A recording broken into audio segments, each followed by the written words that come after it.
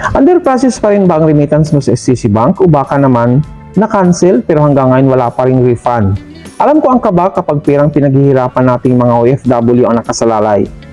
Sa video na to, hihimayin natin ang 5 dahilan kung bakit ito nade-delay at ibibigay ko rin ang 3 eksaktong steps na dapat mong gawin para maayos ito. Junaville Tech Guide to, diretso na tayo sa usapan. Una, ang time difference. Kahit 24/7 ang STC Bank application, ang bangko sa Pilipinas gaya ng BDO at Land Bank ay may mga office hours.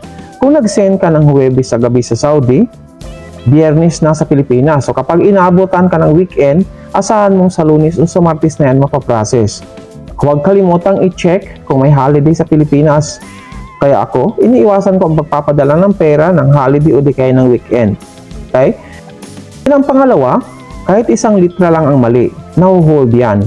Check ninyo kung may junior ba sa ID pero sa application wala. Sa middle name ba, kung halimbawa may period ba o wala, may middle name ba o wala ang application.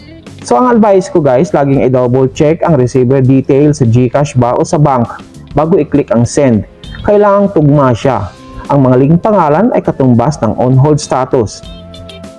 Yan ang pangatlo, dahil nag-transition na tayo mula sa STC Pay patungong sa STC Bank, may mga pagkakataong nagkakaroon ng system lag dahil sa updates. So normal ito guys, pero pag lumampas na ng 3 working days at under process pa rin, kailangan na nating kumilos. Ang pang-apat guys, baka kailangan lang i-update ang iyong ikama o di kaya source of income, lalo na kung malaking halaga ang ipapadala mo.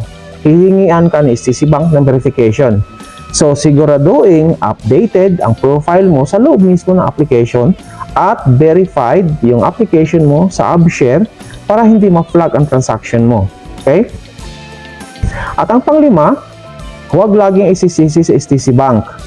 Minsan ang problema ay nasa GCash o nasa Paymaya o di kaya nasa local bank sa Pilipinas. Kung ang status ng application mo o ng remittance mo dito sa STC Bank ay completed na pero wala pa rin sa receiver sa Pilipinas, kuhanin lang ang reference number ng padala mo sa STC Bank at i-contact ang customer service ng GCash o di kaya ng bangko sa Pilipinas at ibigay yung reference number. So ano na ang gagawin mo ngayon? Step 1, maghintay ng 2 to 3 business days. Tandaan, 2 hanggang 3 business days. Hindi kasali ang Sabado at Linggo sa bilang. Step 2, kung wala pa rin, gamitin ang in-app support. I-chat sila sa loob mismo ng STC Bank application. O mas maigi guys, direktang tumawag sa customer service at 800-118-0008. Okay? Mas mabilis ang action pag idadaan mo sa tawag. Step 3, ihanda ang iyong transaction ID. Huwag magpanik hanggat nasa system ang record, babalik at babalik ang pera mo kung sakaling mag-fail ang transfer.